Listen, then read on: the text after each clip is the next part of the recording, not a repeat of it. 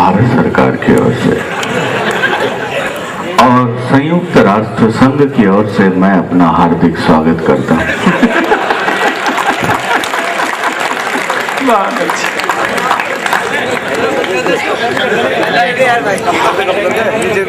ये मेरी जन्म कुंडली के नवम स्थान पर बैठा हुआ राहु है।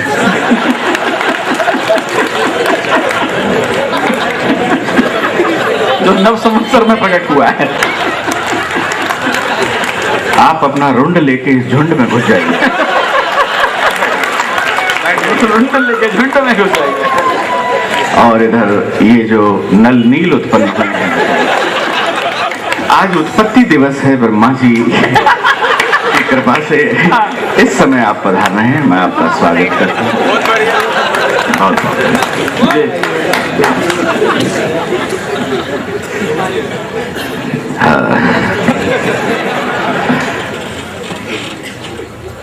विनीत जब पैदा हुआ था तो बिल्कुल ऐसा था, स्ट्रेंथ वाला।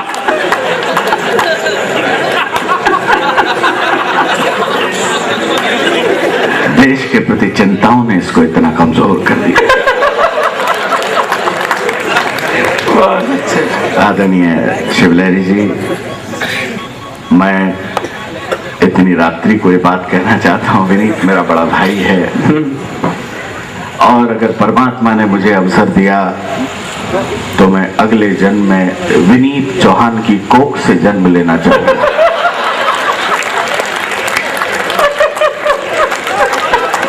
बहुत अच्छे। अब आप मेरा दुर्भाग्य देखिए। आइए गुलाब जी भाई साहब, पधारिए, आपका स्वागत। मैं बहुत संस्कार वाले लोगों में हूँ। हाँ, विनीत के बारे में बताया गया ये चौहान है, ये गलत स्टेटमेंट था। विनीत मूलतः एक जाट है और मैं आपको जानकारी देना चाहूंगा, जाट भी एक प्रकार का मनुष्य ही होता है।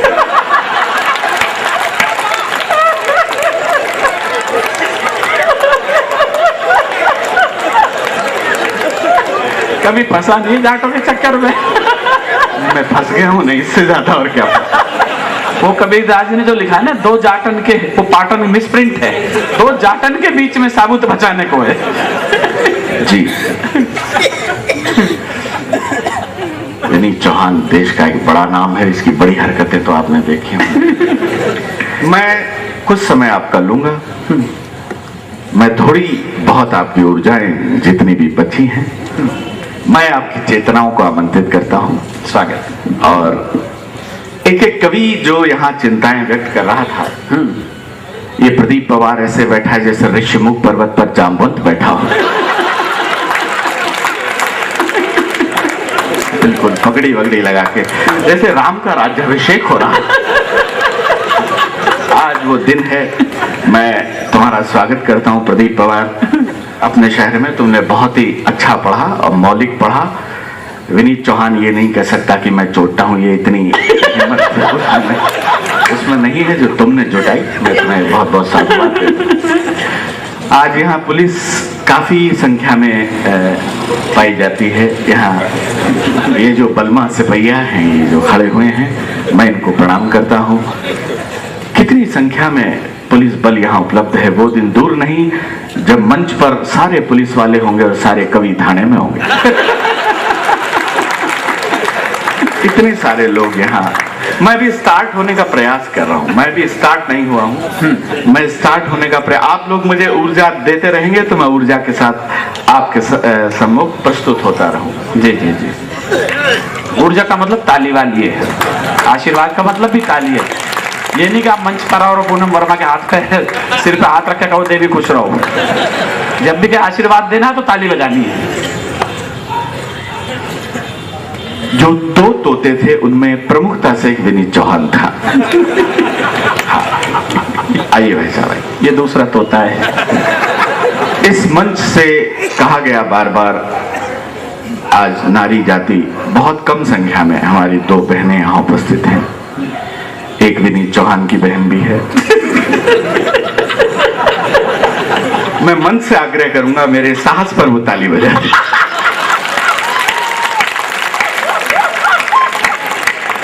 बहुत अच्छे पंडित। नहीं, इसमें क्या है, हाँ, मौलिक बात है। विनीत चौहान बहुत माँ बहनों का बहुत सम्मान करता है और इतना सम्मान करता है कि दूसरों की माँ बहन को ये हमेशा दूसरे की माँ बहन ही समझता है। इतना गंभीरता से सम्मान करता है। सतीश जी वो लिफाफा मत देना इसको। नहीं, अभी तो मैं स्टार्ट भी नहीं हूँ। तुमने जो मुझे छेड़ा तो मैं अभी स्टार्ट होने का प्रयास कर रहा हूँ। बार बार यहाँ कहा गया नारी शक्ति और यत्र नार्यस्तु पूज्यन्ते रमन्ते तत्र देवता। आदरणीय शिवलहरी जी भाई साहब, हाँ हाँ, देवता आप भाई देखिए, यत्र नार्यस्तु पूज्यन्ते रमन्ते तत्र देवता। रमन्ते तत्र देवता। रमन्ते तत्र देवता। लेकिन कभी आपने क्या गंभीरता से सोचा गुलाब जी भाई साहब कि यत्र नार्यस्तु पूज्यन्ते तत्र ही क्यों रमन्ते देवता? तत्र ही क्यों रमन्ते देवता? अन्यत्र क्यों नहीं रमन्ते? मैं जोरदार तालियां बजा। ये है मौलिक टिप्पणी। पूनम वर्मा के पास में अर्जुन सिसोदिया ऐसे ही प्रतीत हो रहा है जैसे मर्सिडीज के पास में जुगाड़ पार्क कर दिया।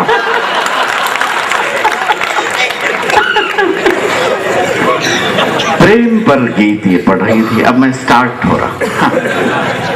मैं आपको पढ़ाऊं। बहुत संघ निष्ठ लोग यहाँ उपस्थित हैं। प्रेम के बारे में उनका बहुत कम अनुभव है। मैं अपने अनुभव के आधार पर आपसे कुछ बातें शेयर करना चाहता हूँ। विधायक महोदय यहाँ हैं? हाँ बिल्कुल बैठे हैं। आप दोनों विधायक हैं? एक पीछे हैं। दोनों? नहीं, बगल वाले आदमी हैं। मैं आप दोनों का बहुत सम्मान करता हूं। आप इतनी देर तक हमारे बीच में उपस्थित हैं, अपना कीमती समय निकालकर। वरना हमारे वाले विधायक होते तो कहते कि वो पार्लियामेंट गए हुए हैं। पार्लियामेंट ऐसा होता है। मैं भी आपसे चर्चा करूंगा। मैं प्रेम पर बात कर रहा था। कुछ कह रहे थे भाई साहब? नहीं, आप मुझसे बात करते रहिएगा। मैं बातचीत थोड़ा सा बोलूँ, मेरा बहुत कम है, थोड़ा बहुत। प्रेम क्या होता है मैं ये बताना, बहुत गंभीरता से बताना चाहता हूँ। पूनम जी, भैया की बातें सुनो। बड़े भैया कुछ कह रहे हैं। ये जो अटरिया पे लोटन कबूतर बैठे हुए हैं, काफी आनंद भाव से। हाँ, आप लोग ध्यान से सुनिएगा बेटा। प्रेम क्या होता है? मेरी जी बिल्कुल, PhD आपकी तो। प्रेम एक प्रकार का प्रेम होता है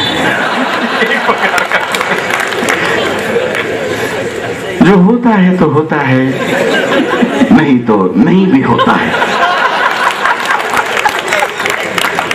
अब मैं बात कहना चाहता हूं और आपका ध्यान चाहता हूं। जो पूनम, हाँ,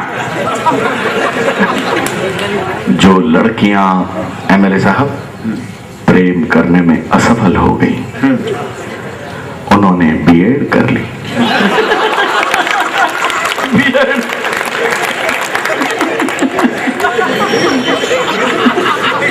ताली वाली बजा सकते हो आप। और जो लड़के प्रेम करने में असफल हो गए, वो साढ़े वीर रस के कवि हो गए। वो वीर रस के कवि हो गए। प्रेमिका के बाप को पाकिस्तान समझ के निपटाते हैं। बाहर निकल तुझे देखता हूं।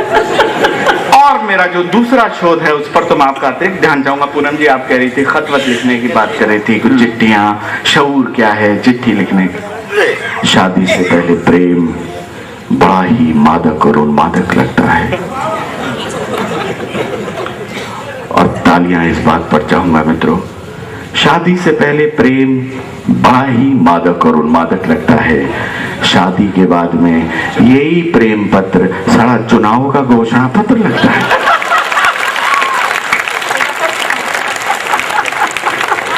चुनाव का घोषणा पत्र। ये मेरा अनुभव है और मैं विनीत चौहान आपसे शेयर करना चाहता हूं। अब मैं आपकी ऊर्जा को आमंत्रित करता हूं प्रेम के बारे में। जो मेरा तीसरा शोध है वो ये है कि कवियों की प्रेमिकाएं, कवियों की पसंद प्रेम के मामले में नितांत घटिया एवं गरीबी की रेखा से नीचे वाली रही। मैं उदाहरण सहित बताता हूं। मैंने हिंदी साहित्य का अध्ययन किया है। आदरणीय शिवलहरी जी के सामने कहना चाहता हूं, क्योंकि कालिदास जी की प्रेमिका एक गणिका थी, चंडीदास जी की प्रेमिका एक धोबिन थी, और कुछ कवियों की मौका लगने पे कामवाली बाई भी रही है। और अंतिम प्रेम पर शोध यह है, अगर मेरे बात आप तक पहुंचे तो पूरा सदन मुझे ऊर्जा और उल्लास देगा।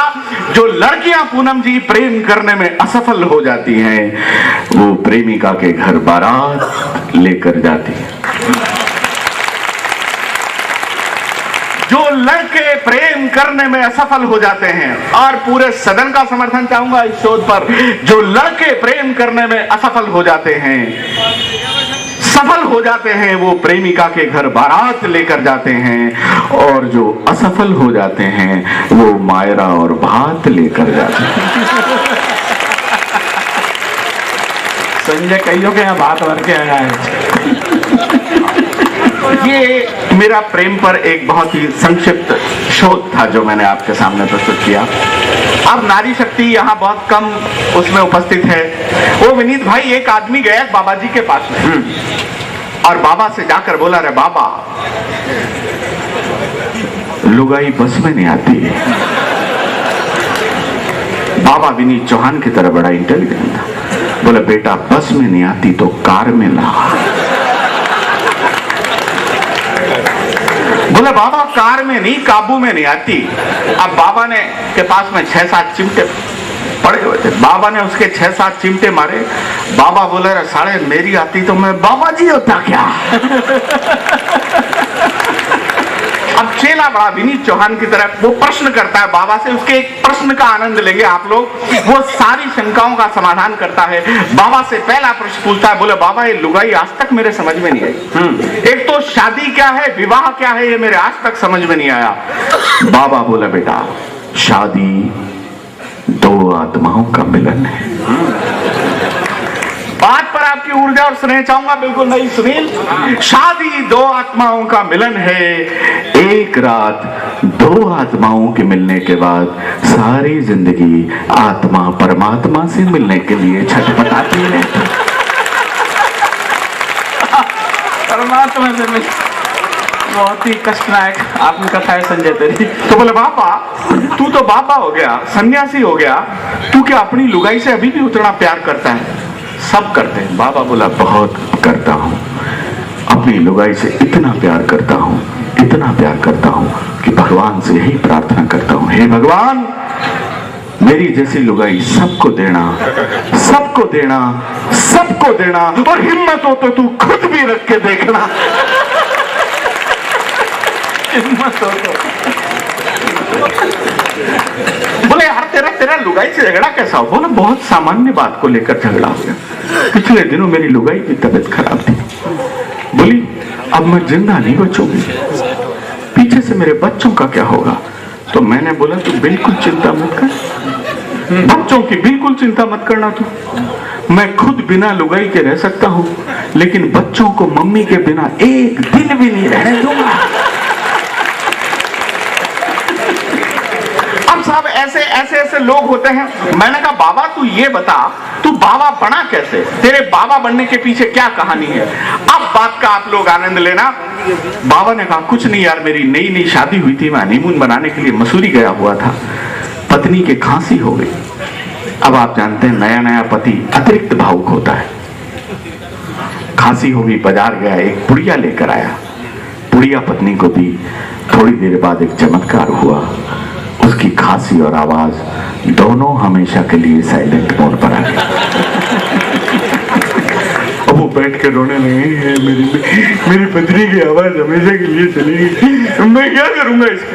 तभी एक देवदूत प्रकट हुआ, बोला, पगले क्यों रो रहा है?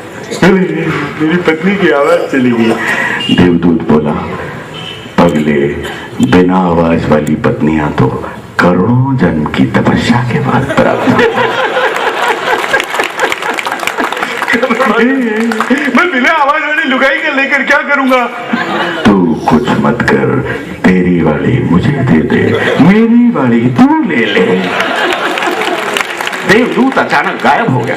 अब जो ही लुगाई भाई को पता चला, भाइयों ने, सालों ने, रिश्तेदारों ने, भाई बंधुओं ने खूब कूटा जीजा। सारे हमारे बहन की आवाज हमेशा के लिए साइलेंट मोड पे आ गई। मामला अदालत में गया। अदालत में गया, बोले, जज साहब मुझे बचा लो, ये लोग मुझे मार देंगे, जज साहब मेरी रक्षा करो। बोले, साले तेरे कर्म ही ऐसे, तूने कर्म ही ऐसे किए, लुगाई की आवाज को साइलेंट मोड पर ला दिया हमेशा के लिए, तू तो मरने के लायक है। बोले, जज साहब ये मेरे कर्मों के लिए नहीं मार रहे, ये सब मुझसे पुड़िया मांग रहे हैं। ताली वाली जम के बजा दो, विधायक महोदय भी बजा रहे हैं यार, पुड़िया उड़िया इनको नहीं चाहिए। बोले, सब मुझसे पुड़िया मांग रहे। बोले, यार तेरे साथ तो बहुत गंभीर समस्या है। तो जज साहब ने आदेश दिया कि इसकी जान को खतरा है, इसको कोर्ट के लॉकअप में बंद कर दो, कल हम खुद इसके बयान लेंगे। तो जज साहब हाथ में गीता लेकर गए, बोले, गीता पे हाथ रख के कसम खा, जो कुछ कहेगा सच कहेगा, सच के अलावा कुछ नहीं कहेगा। बाबा ने कहा, मैंने गीता पे हाथ रख के कसम खाई, मैं जो कुछ कहूंगा सच कहूंगा, सच के सिवा कुछ नहीं कहूंगा। जज साहब ने उसके कान में कहा, एक पुड़िया और है क्या? ताली वाली जरा मिलकर बजा, एक पुड़िया और है क्या? अभी तो मैं स्टार्ट होने का प्रयास कर रहा हूं।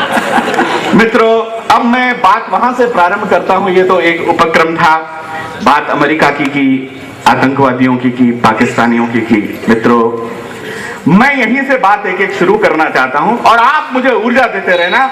मैं इसी तरह आपके सामने बात अमेरिका की थी। मित्रों, प्रदीप, मैं तुम्हें बताना चाहूंगा, सुनील, वो दिन दूर नहीं है जब अमेरिका के बॉर्डर पर लिखा हुआ मिलेगा, टोंक नगर पालिका आपका हार्दिक स्वागत।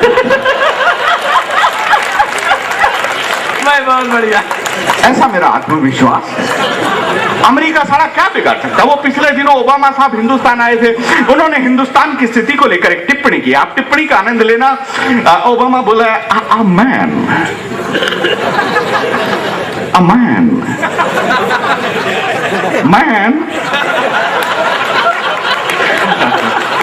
मैन क्या करता है तुम? तुम्हारा कंट्री कोई डेवलपमेंट नहीं करने को सकता है। अब तुम देखो, वर्ल्ड को स्पीड देने के वास्ते सबसे पहले टायर और ट्यूब का निर्माण अमेरिका ने किया। संसार को गति देने के लिए टायर और ट्यूब का निर्माण अमेरिका ने किया। अब हिंदुस्तान के बिहार के नेता, शानदार नेता, जानदार नेता, इंटेलिजेंट नेता, वो ओबामा साहब से बोले,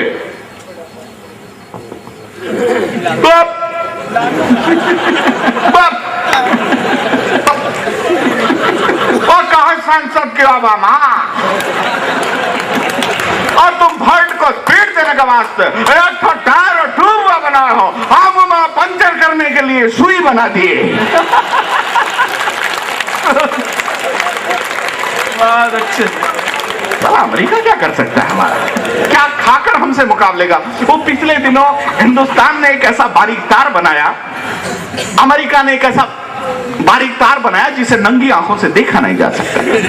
अमेरिका ने कहा है कुछ और चमत्कार करने को सकता है।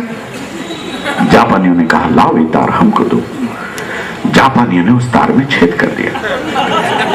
अब जापानियों ने कहा है कुछ और चमत्कार करेगा। टोंक वालों ने कहा, लाओ ये तार हमको दो। अब एक महीने बाद में जापानियों ने टोंक वालों से पूछा, रे चमत्कार हो गया क्या? बोले हो गया। बोले लाओ तार वापस लाओ। बोले कब दिया था? कौन सा तार? कैसा तार? हम लोग भ्रष्टाचार की बात करते हैं मित्रों, सारी राजनीतिक पार्टियां भ्रष्टाचार की बात, क्या शानदार तरीके से अमेरिका में मैं 22 अमेरिका के राज्यों में मैं जा चुका हूं मित्रों। मैंने वहां एक एम्प्लॉयमेंट की व्यवस्था देखी। वहां एक एम्प्लॉयमेंट बॉक्स होता है, उसमें आवेदन डाल दिया जाता है, नीचे से रिजेक्ट निकलता है, सिलेक्ट और रिजेक्ट का। एक तकनीकी पोस्ट के लिए विश्व के समस्त मेधावी विद्यार्थियों ने आवेदन किया। सबसे पहले आवेदन अमेरिका वाले ने डाला, नीचे से लिखा हुआ निकला रिजेक्ट। फिर जापानी ने आवेदन डाला, नीचे से लिखा हुआ निकला रिजेक्ट। फिर पाकिस्तानी ने आवेदन डाला, नीचे से लिखा हुआ निकला कृपया फार्म ठीक से भरें।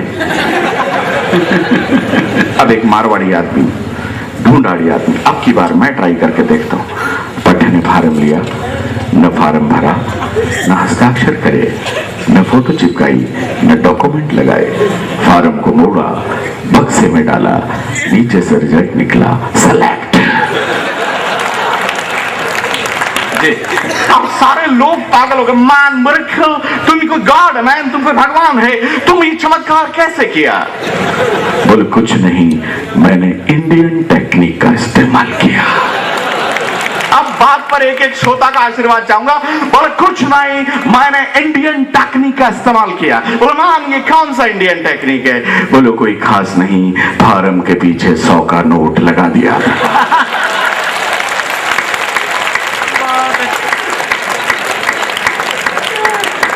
बहुत अच्छे। हमारे नेता भ्रष्टाचार को भगाने की बात करते हैं। आदरणीय शिवलहरी जी, एक नेता ने स्टेटमेंट दिया कि हमें भ्रष्टाचार के लिए समुद्र मंथन करना होगा। मैं जानकारी देना चाहता हूं कि भ्रष्टाचार जो पैदा हुआ, जो उत्पन्न हुआ, उद्भव हुआ, वो समुद्र मंथन से ही हुआ। समुद्र को मंथन किया गया तो उसमें से 14 रत्न निकले। बहुत प्रामाणिक रूप से कहना चाहता हूं, धेनु धनु धनवंतरी श्री रंभा वारणी अमीय बाज गजराज, 14 रत्न निकले। उनमें से जो 15वां और सप्लीमेंट्री रत्न निकला वो था भ्रष्टाचार। अब पहला भ्रष्टाचार सृष्टि का यहां से हुआ। देवता सारी अच्छी अच्छी चीजें ले उड़े और दैत्यों के हिस्से में केवल 3 चीज आई, एक शराब, एक जहर और एक भ्रष्टाचार। श्री अमीय, शराब, जहर और भ्रष्टाचार दैत्यों के हिस्से में आई। दैत्य उसे लेकर भगवान भोलेनाथ के पास गए। भोलेनाथ से बोले, भोलेनाथ दारू पर तो हमारा कॉपीराइट है। दैत्य तो दैत्य होते हैं, क्यों सुनी? दारू पर तो हमारा कॉपीराइट है, ये तो हम किसी को नहीं देंगे, लेकिन ये जो जहर है और ये भ्रष्टाचार है, इन दोनों में से आपको एक चीज लेनी पड़ेगी। अब व्यंग, विद्रूपता और विसंगति पर एक एक श्रोता की चेतना चाहता हूं। भगवान भोलेनाथ बोले, अगर भ्रष्टाचार को मैं गले लगाऊं, इससे तो अच्छा मैं जहर पी जाऊं। वाह वाह वाह वाह वाह वाह वाह वाह, क्या कहने संजय भाई, वाह वाह वाह वाह वाह। भ्रष्टाचार को मैं गले लगाऊं, इससे तो अच्छा मैं जहर पी जाऊं। भगवान भोलेनाथ ने भी भ्रष्टाचार लेने से इनकार कर दिया। अब भ्रष्टाचार बचा, मजबूरी में दैत्यों के हिस्से में आया। दैत्यों ने मजबूरी में जो ही भ्रष्टाचार को अपने गले लगाया, और अपनी चेतनाएं खोलेंगे, दैत्यों ने जो ही मजबूरी में भ्रष्टाचार को अपने गले लगाया, चमत्कार स्वरूप अपना अगला जन्म भारत में केंद्रीय मंत्रियों के रूप में पाया। बहुत अच्छे, वाह वाह वाह।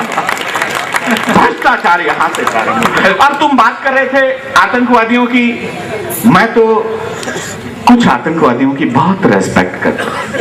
कमाल कमाल। क्योंकि आतंकवादी नहीं है, ये वो महात्मा है जो पलक झपकते ही आत्मा को परमात्मा से मिला था। जिस संसद पर हमले की तुम बात कर रहे थे, प्रदीप कहां गया रे तू? वो संसद पे हमला करने जा रहा है। जाने वाले को कौन रोक सकता है? लेकिन अचानक आदमी चला जाता है तो बड़ा दुख होता है। प्रदीप आ जाएगा। संसद पर हमला करने की बात कर रहे थे। जिस तरीके से संसद में नोट उछाले गए, जिस तरीके से मिर्ची उछाली गई, आपको क्या लगता है? विनीत का स्वर दूसरा है। मैं ये कहना चाहता हूं, मैंने अभी अफजल की फांसी देखी, वो न देश के राष्ट्रपति ने देखी, न प्रधानमंत्री ने देखी, न चीफ जस्टिस ने देखी, मैंने देखी। मैं देख सकता हूं क्योंकि मैं संजय हूं। बढ़िया बात संजय, क्या बात है, मैं संजय हूं। एक संजय वो था जिसने महाभारत देखा था, एक संजय मैं हूं जो ये महान भारत देख रहा है। पंक्तियों पर आपका समर्थन चाहूंगा। एक संजय मैं हूं जो ये महान भारत देख रहा है, उसमें और मुझ में केवल इतना सा अंतर है, उसके सामने एक धृतराष्ट्र था, मेरे सामने सैकड़ों सैकड़ों धृतराष्ट्र। मैं तब कहना चाहता हूं मित्रों, अफजल को फांसी दी जा रही थी तो उसके फांसी को आप एंजॉय करें। एंजॉय फांसी को एंजॉय। आप उसकी फांसी को देखिए। भारत में, अमेरिका में अलग तरीके की सजाएं हैं, भारत में भी सजा है फांसी देना, लेकिन हमारे यहाँ फांसी से भी बड़ी सजा है फांसी देना और फांसी को लटका देना। लटका देना ये सबसे बड़ी सजा है। अब फांसी दी जा रही थी अफजल को, उस दृश्य का आप लोग आनंद लें। थोड़ी देर के लिए मुझसे जुड़ जाएं, मुझसे आई कांटेक्ट में रहें। अफजल को फांसी दी जा रही थी। अफजल ने कहा, यार my dear Afzal, I am a senior terrorist. मैं एक वरिष्ठ आतंकवादी हूं, जैसे वरिष्ठ कवि होता है, वरिष्ठ पत्रकार होते हैं, वरिष्ठ अधिकारी होते हैं, ठीक उसी तरह आई एम अ सीनियर टेररिस्ट। मैं तुझ जैसे तुच्छ जल्लाद के हाथों फांसी नहीं चढ़ना चाहता। बोले यार, तुझे मारने के लिए हम वरिष्ठ जल्लाद कहां से लाएं? और अब आपकी चेतना को आमंत्रित करता हूं। जल्लाद बोला, तुझे मारने के लिए हम वरिष्ठ जल्लाद कहां से लाएं? अफजल बोला, मैं बताता हूं, ऐसा करें आप पार्लियामेंट जाएं। बात समझ में आ रही हो तो आपका स्नेह चाहता हूं। ऐसा करें आप पार्लियामेंट जाएं, वहां तेरे और मेरे दोनों के बाप मिलेंगे। एक वरिष्ठ नेताजी को लाया गया, बिल्कुल श्वेत धवल वस्त्रों में, अफजल को फांसी देने के लिए तैयार हुआ। उसने कहा, अफजल, मैं तुम्हें अब फांसी दूंगा, तुम्हारी कोई अंतिम इच्छा हो तो बताओ। अफजल ने कहा, पूरी करोगे? बोले, हाँ हाँ, मरने वाले की हर अंतिम इच्छा की पूरी की जाती है, तुम बोलो। अफजल बोला, फिर ऐसा करो, मेरी जगह तुम फांसी पे चढ़ जाओ। बोले, क्यों? मैं तुम्हारी जगह फांसी पर क्यों चढ़ जाऊं? और मैं दर्द गाना चाहता हूं, आपकी चेतना को आमंत्रित करता हूं। तुम्हारी जगह मैं फांसी पर क्यों चढ़ जाऊं? अफजल बोला, इसलिए कि मैंने तो मात्र ईंट और पत्थर के एक भवन पर हमला किया है, तुम तो पिछले 60 साल से देश के जनगण मन पर हमला कर रहे हो। जनगण मन पर हमला कर रहे हो। बहुत अच्छे बाबा। तुमने जो पहन रखी ये सफेद खादी है, इसके अंदर झांक कर देखो, मुझसे बड़ा आतंकवादी है, मुझसे बड़ा आतंकवादी है, मुझसे बड़ा। और ये आप क्या लोग मीडिया से हैं? मीडिया से? मैं आपकी भी बहुत रेस्पेक्ट करता हूं। मीडिया का कोई जवाब नहीं है साहब। मैं मीडिया के लिए एक बात कहने की कोशिश करता हूं, हालांकि मुझे कहा जाता है कि ये बात मैं मीडिया के लिए नहीं कहूं, लेकिन मैं आज भी ये बात बहुत दावे से कहना चाहता हूं कि प्रिंट मीडिया ने तो आज भी नीति, नियम और न्याय, नैतिकता को बचाया हुआ है। प्रिंट मीडिया में आज भी कहीं मूल्य बाकी हैं, लेकिन जो इलेक्ट्रॉनिक मीडिया कर रहा है, मैं तब जाकर कहने का साहस करता हूं जब हमें भूख लगती है तो ये विश्व सुंदरियों की शादी का कवरेज दिखाते हैं, जब हमें प्यास लगती है तो ये कोको कोला के विज्ञापन दिखाते हैं, और जब हम पहनने को कपड़ा मांगते हैं तो ये सानिया मिर्जा की स्कर्ट पर बहस छेड़ देते हैं। संजय भाई, एक कविता विशेष की डिमांड आई है, यदि वो कर्ज लेने वाला ये कविता विशेष यदि आप सुना दें, हमारे मित्रों का आग्रह। कर्जा जो वाले नहीं, आप लेते क्यों हैं? ये आपके लिए वो, चलिए आपकी इजाजत से तो मैं वो सुनाना चाहता था, क्योंकि अगर मैं इस मंच पर नहीं बोलूंगा तो कहां बोलूं? क्योंकि मैं जानता हूं कई बार, लेकिन मैं सही को सही कहने की कोशिश कर रहा हूं मित्रों, अगर आप इजाजत दें तो मैं कहूं।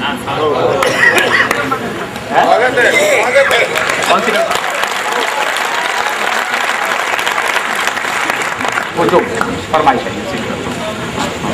ये तोता मुझे रोक रहा है।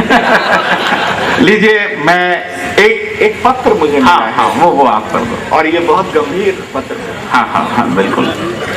ये मुझे नई सुबह समोसा मैं खरीदने गया था तो विधायक महोदय उसके साथ मुझे मिला है, और अब मैं आपके इस पत्र को मैं केवल पढ़ के सुना रहा हूं मित्रों, क्योंकि ये पत्र एक मुख्य चुनाव के मुख्य एजेंट ने लिखा है। चुनाव असेंबली के भी इलेक्शन हुए तो असेंबली के मुख्य एजेंट ने अपने विधायक को लिखा है ये पत्र, गलती से मेरे हाथ लग गया है, वो इन दोनों विधायकों से संबंधित नहीं है, मैं आपको जानकारी ये पत्र अन्य किसी विधानसभा क्षेत्र से संबंधित है।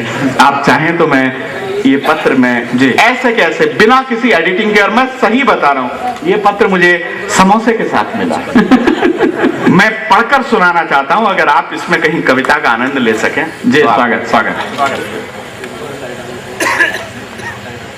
ये असेंबली के जो चुनाव हुए थे उसका मुख्य एजेंट अपने एमएलए को लिख रहा है जो अभी तक क्षेत्र में लौट कर नहीं आया है। इसका शीर्षक है कब आओगे मेरे देवता। ताली वाली बजा सकते हो आप। इनसे जुड़े अब तक हमारे पीछे ये पता नहीं कौन सा विधायक है जिसके वो लिख रहा है। श्री 1008 आदरणीय आदरणीय पप्पी जी भाई साहब। पप्पी जी भाई साहब, विधायक का नाम है पप्पी। पप्पी जी भाई साहब। 61 के फूल 62 की माला, भाई साहब आपके दुश्मनों का मुंह काला। पत्र की शुरुआत कर रहा है वो, तालियां वालियां बजाते रहे आप लोग। अब वो पत्र प्रारंभ करता है। विधायक महोदय, मैं आपका ध्यान और तालियां दोनों चाहूंगा, और मैं आप फिर घोषणा करता हूं ये आप लोगों से संबंधित नहीं है। वो एजेंट लिखता है, तेरा पेमेंट तो कट गया आज। तोता। दूसरी लाइन ले, आपको चुनाव जीते पूरे 4 महीने हो गए हैं। ये आपके धुआंधार व्यक्तित्व का परिणाम है कि इतने समय से क्षेत्र में नहीं आने के बावजूद क्षेत्र की जनता आपको तन मन धन से याद करती है। बिल्लू टेंट वाला, तन मन धन से याद करती है।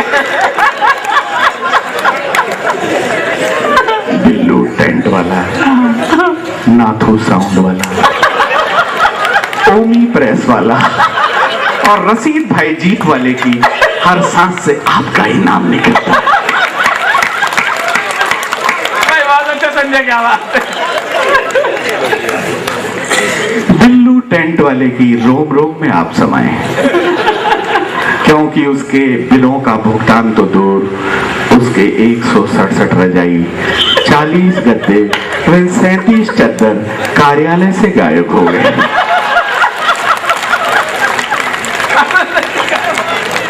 भाई बढ़िया बढ़िया संजय, क्या बात है।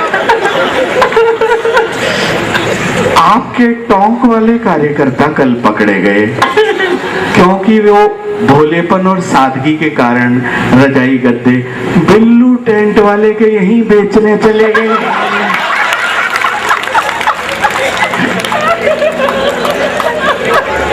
बहुत अच्छा संजय। वो आगे लिखता है, हाँ। बिल्लू टेंट वाला कह रहा था एमएलए साहब कि वो आपके साथ पढ़ा हुआ है।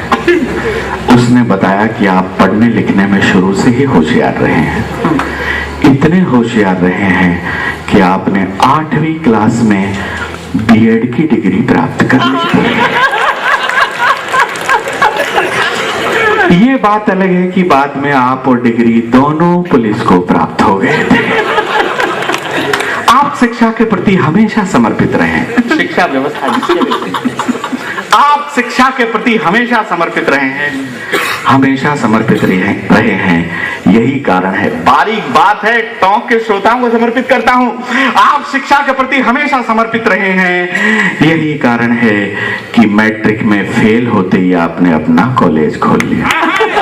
कविता सुनाई थी, और आज जिसके बहुत ज्यादा हिट्स हैं, चाय आ गई है। भगवान कृष्ण ने चाय के बारे में महत्व गीता बताया है। गीता में भगवान कृष्ण ने अर्जुन से कहा था, त्वया चापी अर्जुन है मया चापी अर्जुन, अर्थात हे अर्जुन। चमिका बोलते हैं चाय। आप एक ब्राह्मण की छाती पर उम्दा किस्म के मूंग दलने के प्रयास किए। मैं सुनाता हूं, एक बार तालियां बजाकर आप लोग उसी एनर्जी के साथ सब टीवी का पहला एपिसोड पहले कवि के रूप में। मेरी कविता के दो प्रिय पात्र हैं, एक शर्मा जी और एक वर्मा जी। थोड़ी देर के लिए विनीत को वर्मा मान ले, मुझे शर्मा मान ले। ये मानकर सुनेंगे तो आपको बहुत आनंद आए। मैं प्रारंभ करूं? हाँ भैया। आप उसी ऊर्जा में हैं? हाँ बिल्कुल। एक थे शर्मा जी और एक थे वर्मा जी। स्वागत। वर्मा जी को जब जब लोग पीटने आते तो शर्मा जी उन्हें बचाते। यहां तक कि वर्मा जी ने 17 बार आत्महत्या का प्रयास किया, 17 बार शर्मा जी ने उन्हें बचाया, जीवन दान दिया। इस पर भगवान विष्णु प्रसन्न हुए, प्रकट हुए, बोले वरम ब्रूहि, वर मांगो। इसे कहते हैं पुण्य और परोपकार। शर्मा जी प्रभु बोले, प्रभु काहेगा पुण्य, काहेगा परोपकार? मैं तो इसको इसलिए बचाता हूं कि इसने मुझसे ले रखा है उधार। बोले प्रभु मैं जानता हूं ये आपका भक्त है, लेकिन बड़ा ही कमबख्त है, अब आप की स्थिति संभालो, ये तो दे नहीं रहा, आप मेरे पैसे निकालो। सुनकर भक्त शर्मा के बयान भगवान विष्णु तत्काल हो गए अंतर्ध्यान।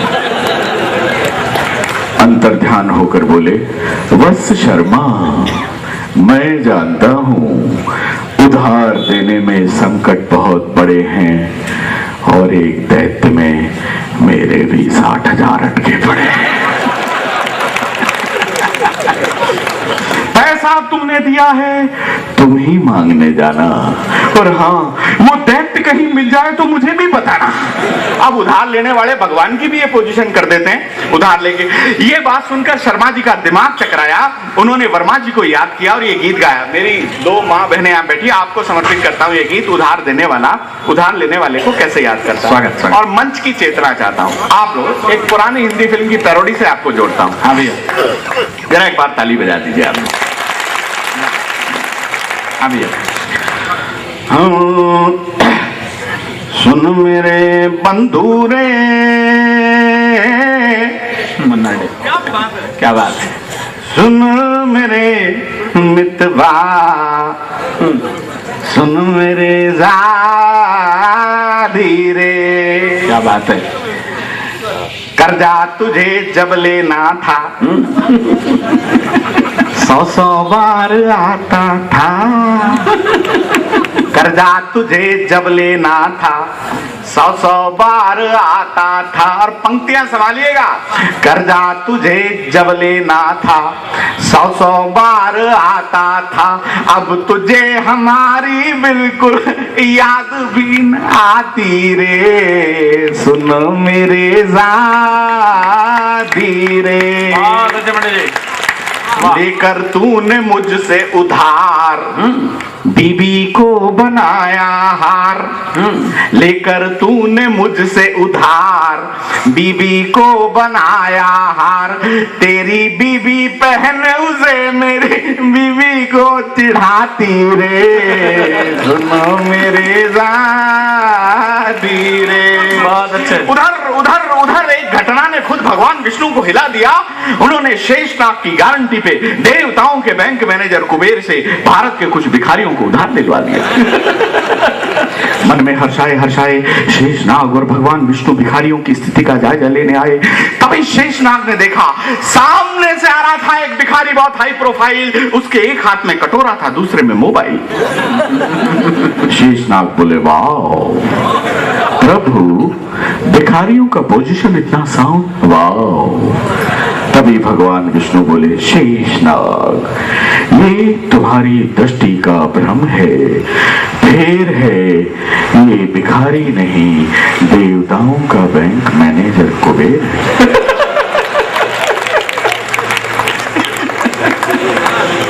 बोले प्रभु, ये देखकर तो मेरा दिमाग चकरा रहा है। अब भगवान से एक भक्त कैसे व्यंग विनोद करता है। बोले प्रभु, ये देखकर तो मेरा दिमाग चकरा रहा है। भगवान विष्णु बोले, यहां से जल्दी खिसक लो, लगता है अपने से उधार मांगने आ रहा है। तभी अचानक नारायण नारायण कहते हुए नारद जी का प्रवेश हुआ। उन्होंने भगवान विष्णु के पैरों को छुआ। भगवान विष्णु बोले ये पैर वैर रहने दे, पहले ये बता तूने जिस दैत्य को मुझसे 60,000 रुपए दिलवाए थे उन पैसों का क्या हुआ? बोले प्रभु बहुत बुरा हुआ, आपसे भी कई दैत्य लोग उधार लेते होंगे। भगवान विष्णु से उधार लेकर दैत्य ने क्या किया, नारद जी बताते हैं। अंतिम दृश्य का आप लोग आनंद लें और मुझे ऊर्जा के साथ विदा करें। नारद जी बताते हैं कि प्राप्तम उधारम 60,000 दैत्यम खरीदम सेकंड हैंड कारम। भाई क्या बात है संजय जी, जिंदाबाद।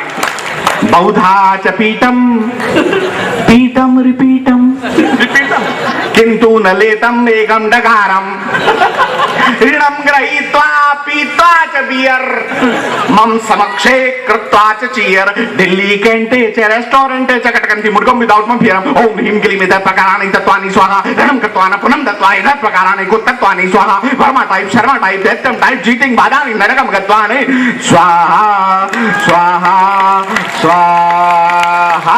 बहुत अच्छे संजय, क्या बात है, जोरदार तालियां भाई संजय के लिए एक बार आप सब लोग बजाएं। और लीजिए मित्रों, अब मैं अपने उस प्रसंग से अपने बड़े भाई को आमंत्रित करना चाहता हूं। सरदार भगत सिंह का जिक्र किया। सरदार भगत सिंह को फांसी दी जाने वाली थी। उनकी मां उनसे मिलने के लिए जेल में जाती है, देखती है मेरे लाडले को कल फांसी हो जाएगी, बहुत भाव विवल हो जाती हैं। सरदार भगत सिंह ने अपनी मां को 4 पंक्तियां लिखकर भेजी। मैं पूरी युवा शक्ति को आमंत्रित करता हूं, 5 मिनट आपसे निवेदन करूंगा। सरदार भगत सिंह ने अपनी मां को लिखकर भेजा कि तूफान अगर जिद कर बैठे तो अड़ना बहुत जरूरी है। मैं पंक्तियों पर आपका स्नेह चाहता हूं। तूफान अगर जिद कर बैठे तो अड़ना बहुत जरूरी है। क्रांति काल में क्रांति मंत्र का पढ़ना बहुत जरूरी है। और अगर काटनी है मां के पांवों की बेड़ी तो मेरा फांसी पर चढ़ना बहुत जरूरी है। मेरा फांसी पर चढ़ना